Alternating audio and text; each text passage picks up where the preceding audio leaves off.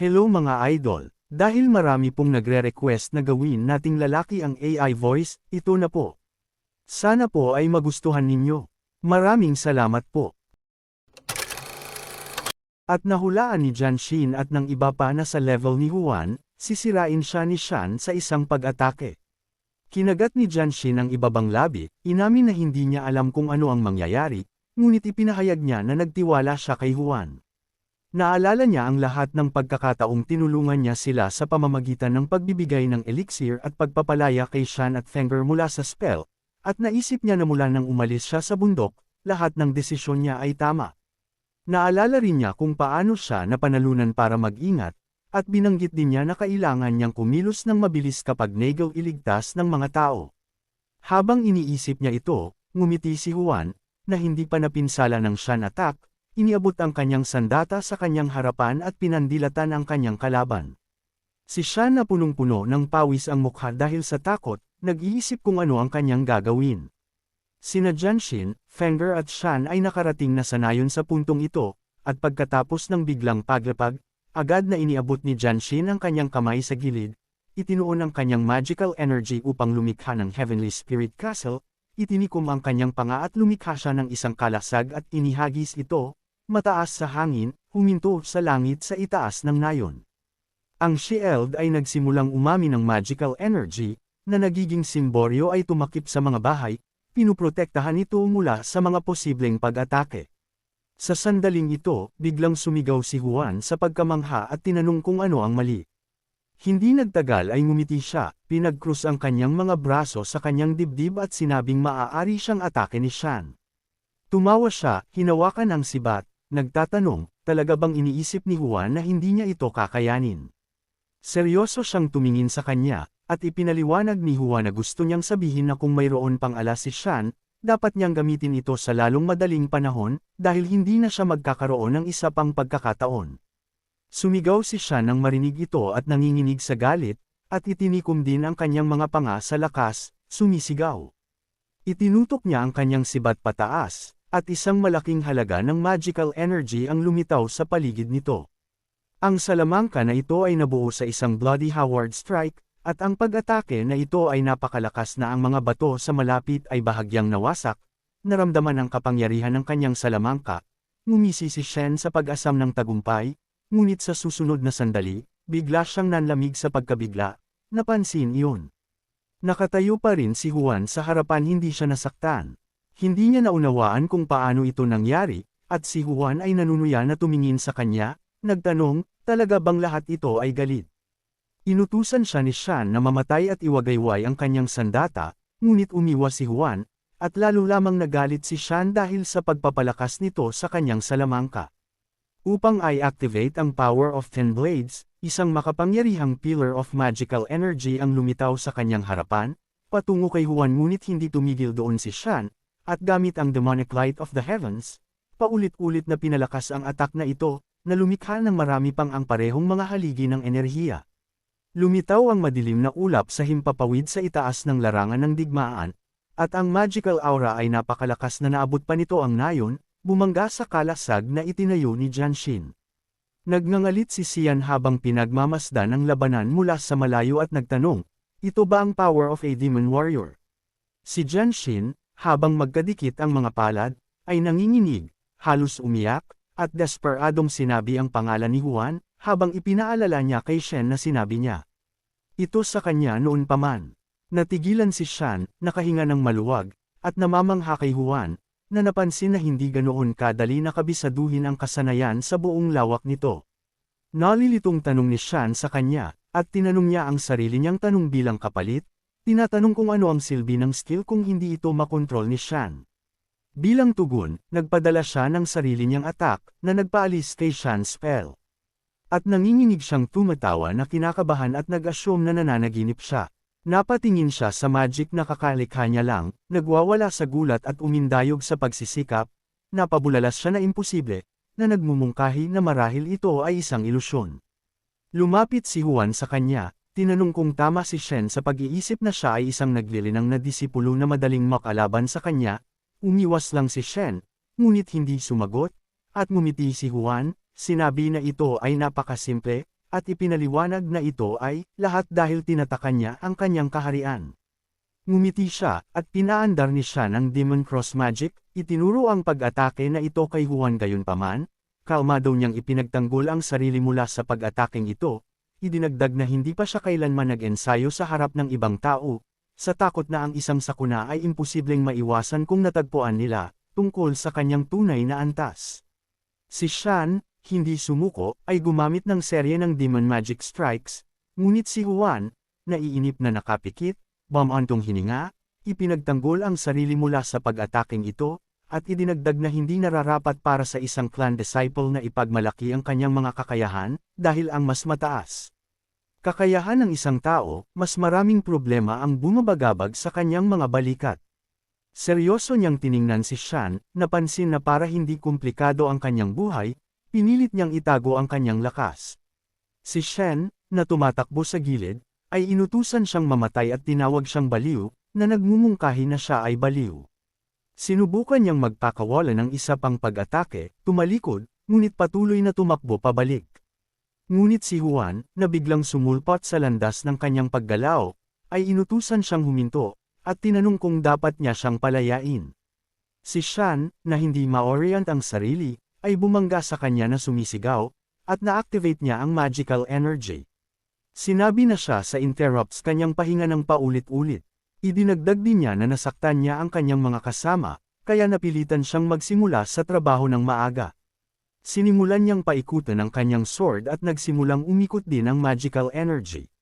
Sinubukan ni Shen na ilayo ang sarili sa kanya sa pamamagitan ng pagtakbo, at binalaan siya ni Juan na hindi siya dapat pumunta rito, at idinagdag na ito ay isang hindi mapapatawad na kasalanan. Pagkatapos noon, inactivate niya ang Kinjun Sword Technique, nagpadala ng makapangyarihang magical attack patungo sa paghinto, na desperadong sumigaw, hindi nagawang ipagtanggol ang sarili sa anumang paraan. Nang mawala ang magical energy, bumagsak siya sa lupa, at ang mga ulap na kanina ay tumakip sa langit ay nagkawatak-watek, napapalibutan pa rin ng alikabok mula sa pag-atake. Si Juan ay nanlamig sa himpapawid, tumingin sa paligid at bahagyang pinaikit ang kanyang mga mata, napansin ang sibat na mayroon si Shen, na iwan saglit. Paimpol siyang nag-hover sa ere, nagyelo sa kinauupuan, at sina Shiyun at Fenger na gumuhit ng atensyon ni Jianxin, tinanong kung sila ni Juan ay nasa Purple Palace level lang. Napansin nila na ang kapangyarihan ng sword na ito ay maihahambing sa isang cultivator na matagal nang nalampasan ang level na iyon.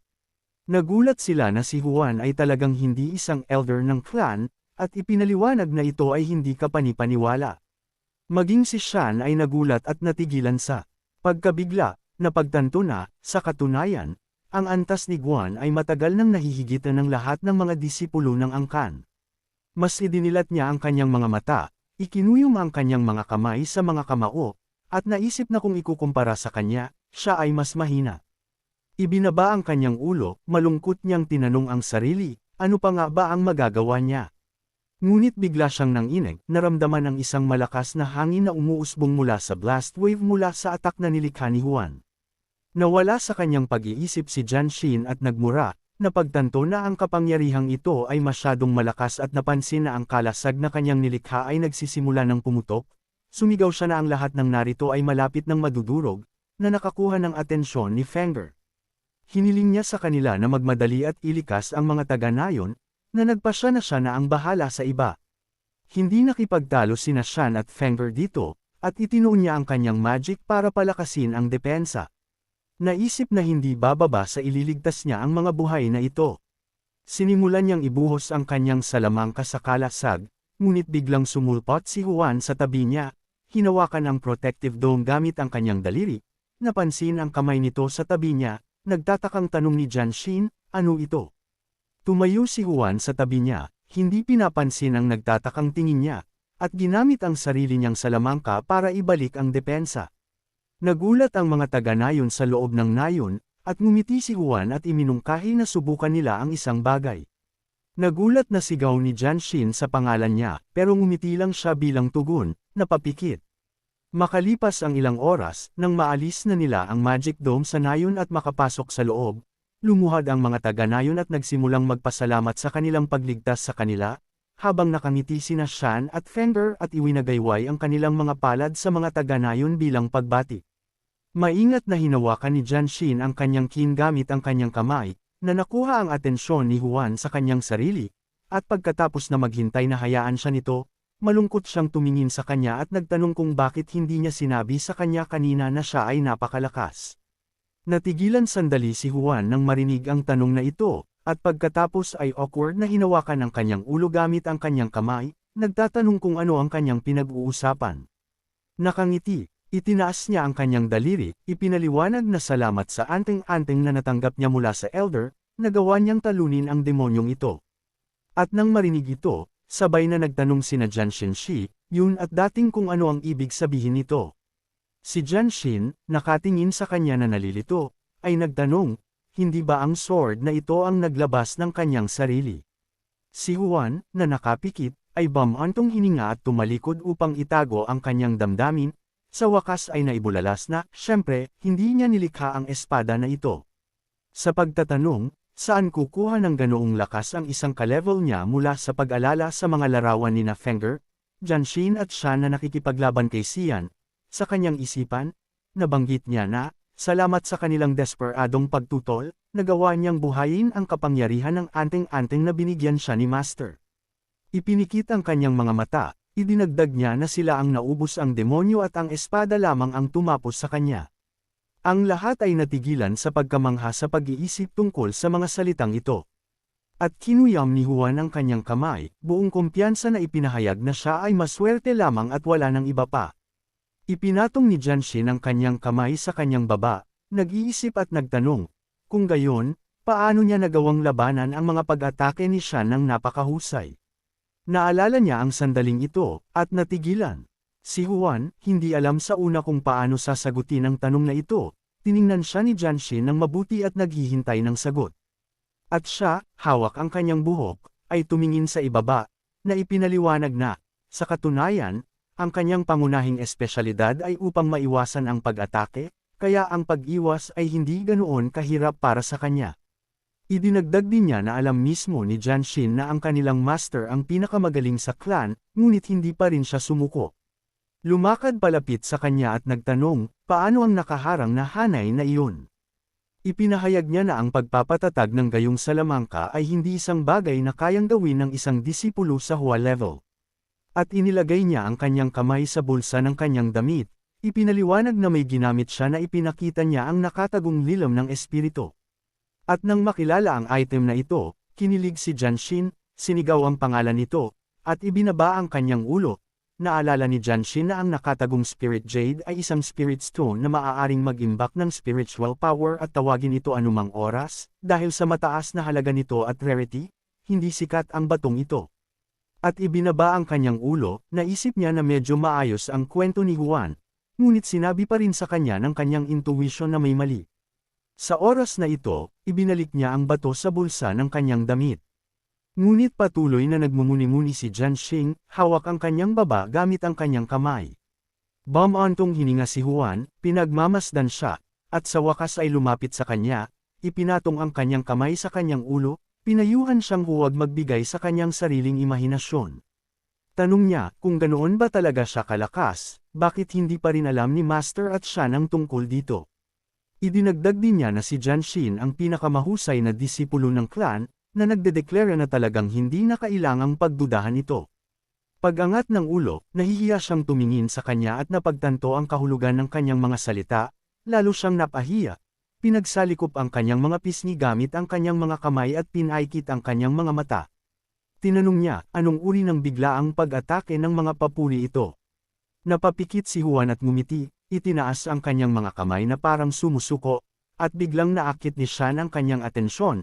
May gustong sabihin tungkol kay Shan, ngunit bago ito matapos magsalita, ipinaliwanag ni Huan na mayroong maraming magical power sa kanyang katawan, kaya ito, sa kasalukuyan ay imposibleng mahawakan man lang ito.